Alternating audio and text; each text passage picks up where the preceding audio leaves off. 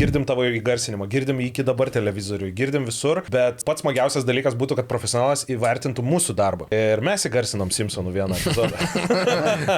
Gerai, berniuk, turiu tau didžiulį iššūkį. Turi sulakstyti į pardę iki 8 alaus. Nuoga. Kiek nuogas, tėti? Kad kunigas įžadus sulaužytų. Bet mane taip gali ir ąžuoliuko chorą paimti. Ave taip, ne. Tada skelbiu, jog esi bailys nepimpaliuotojas. Kas rytą tave žadinsiu ir sakysiu labas rytas nepimpaliuotojau. Kai ženysės kalba, sakysiu pak.